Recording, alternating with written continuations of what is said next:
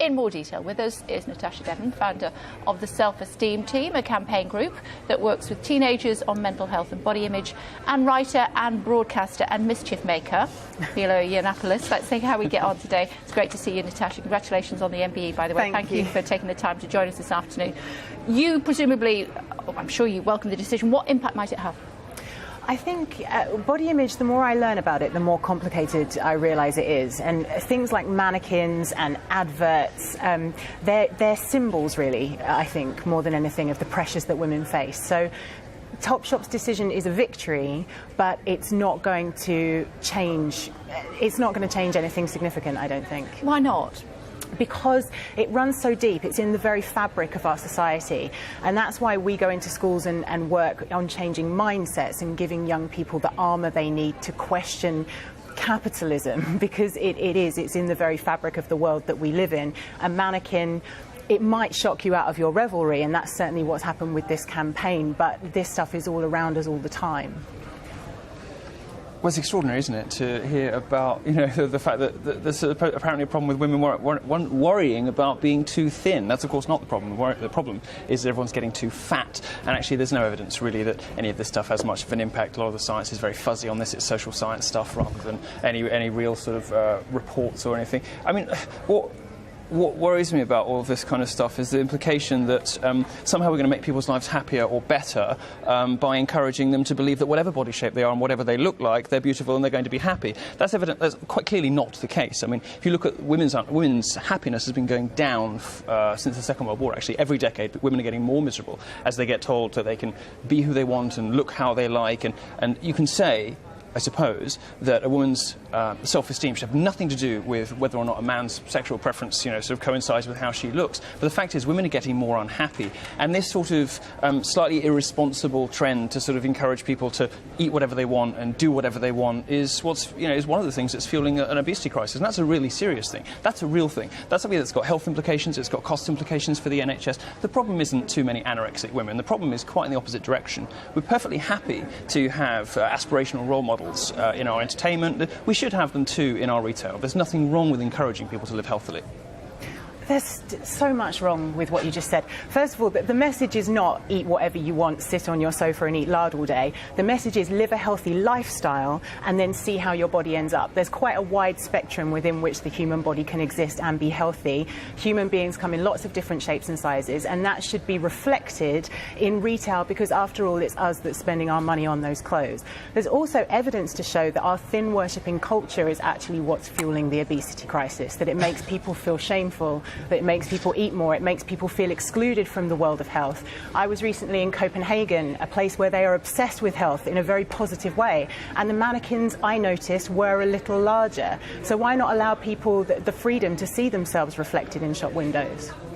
I don't think that anybody's complaining about, having realistic types if they want them in certain places. The problem is when you start sort of bullying retailers into getting rid of aspirational body types, making clothes look worse in the window. I mean, if you look, when a woman goes shopping, for example, she quite often looks at clothes that are a smaller size than she'll actually wear, because she wants to know how that garment's actually going to look. These sorts of aspirational...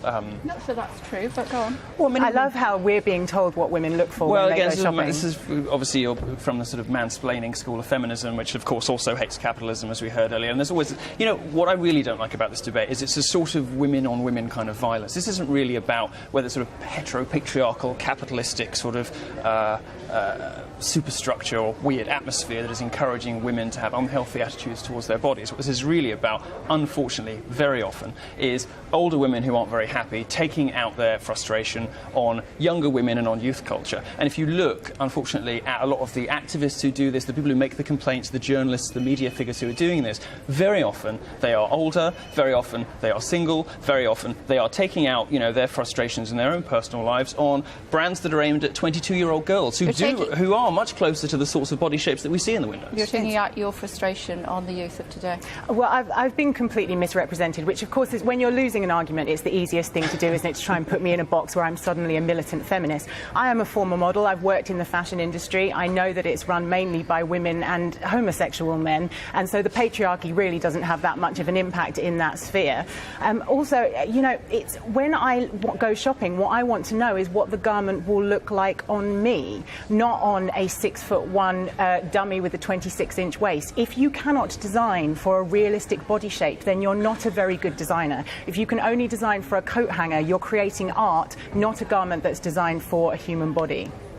I'm not sure where this sort of obsession with realism and realistic proportions has come from. I mean, there are blogs, sort of feminist blogs out there that show, you know, video game characters in more realistic proportions. They turn Lara Croft into this sort of dumpy, lesbianic, you know, short woman in cargo pants, and nobody really wants to see that. Nobody wants, not even women. It's not an aspirational sort of icon that people can aspire to be like. The fact is, we do have a huge problem with people treating their own health very irresponsibly. And I personally find when media figures and feminists and activists and campaigners encourage women to worship themselves no matter what their size and what their shape, actually that just has the effect of making women unhappy. And women have been getting more unhappy decade after decade after decade since the Second World War, since this stuff started to happen. OK, we're debating, we're not being offensive, are we? No. So what would you say? I'm just talking about science. I mean. OK.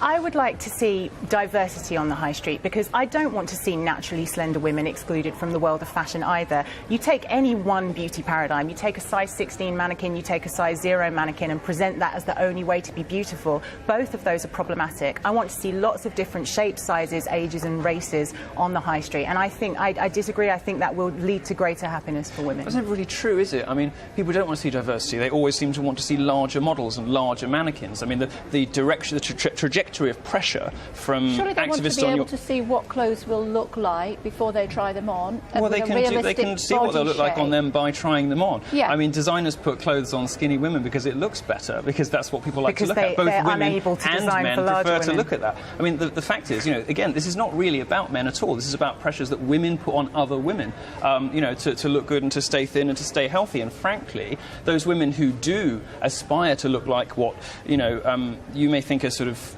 stereotypical standards of beauty or unattainable sort of beauty standards, women who do look like that tend to be happier. They tend to have better success in relationships, and they tend to report that they're more content with life. When I said, you know, women are getting more unhappier every decade, I'm not just pulling that out of my behind. Women these days report, as compared to even 50 years ago, they're far more depressed. They're far more likely to report themselves as generally unhappy with life. They're far more likely to be single, and they're far more likely to contemplate suicide. And a lot of this has got to do with the fact that after 30, women do struggle to be happy if they're not in relationships. And part of the reason that many women are not in relationships is you've got these weird celebrities like Lena Dunham, who put sort of, you know, being quivering and blobby and unpleasant as a sort of virtue on our screens, encouraging women to turn themselves into quite unattractive, you know, sort of spectacles. I don't think that's particularly healthy for anybody, but ultimately it doesn't really affect men. It certainly doesn't affect me as a homosexual. It just affects women because you're making women unhappy. Final thought. The final thought is that what we should find aspirational is health. You can't look at somebody and ascertain how healthy they are. Health is about lifestyle, not looks. So I want to encourage people to celebrate their bodies, because people who like their bodies look after them. It's the same as with a car. If you had a lovely, shiny new car, you would clean it regularly, you'd put the right fuel into it. People who hate their bodies don't look after them. People who hate their bodies look for affirmation, self-help, you know, sort of motivational speaking of the kind that that you do, because they want to feel good about how they look no matter what their size or shape. People who feel good about their bodies go to the gym. Come back on that. Well, I go to the gym, and I'm not single. I'm in a long-term relationship. I think that you've stereotyped women who want to see diversity because it makes you feel better. But it's always to think that in one we're all direction, bitter isn't it? and militant. I want to see diversity. I want to celebrate women. I love women. I love fashion, and I want to see everybody invited to the fashion party. And I don't think that there's anything wrong with that. Do you love women? Of course. Great. Good to see you both. Thank you very much indeed for joining us.